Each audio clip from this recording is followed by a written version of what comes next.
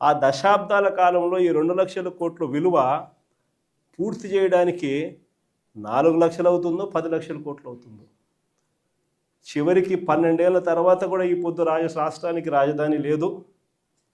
ఇంకా 20 ఏళ్ళ తర్వాత కూడా మన పరిస్థితి ఏమిటి అంటే అప్పుడు కూడా రాష్ట్రానికి రాజధాని కనిపించదయ్యా. అయ్యా చంద్రబాబు, ఇది మానుకో. ఆ 2 లక్షల కోట్లలో 10% పెడితే చాలు, 10% పెడితే చాలు. మేము ఇంతకుముందు మంచి ఆలోచన చెప్పినా నేను నీకు.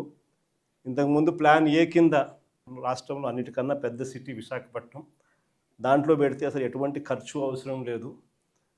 కర్నూలులో న్యాయ రాజధాని కింద అప్పట్లో కర్నూలుకు మనం మాటిచ్చినాము, అది నెరవేరుస్తూ అక్కడ న్యాయ రాజధాని పెడుతూ ఇక్కడే అమరావతిలో లెజిస్లేటివ్ శాసన రాజధానిని కూడా తీసుకొస్తే బాగుంటుందయ్యా అని చెప్తే నానా యాగి చేసి రాజకీయాలు చేసి అది వద్దు అన్నారు. సరే పోనీ, అది వద్దు.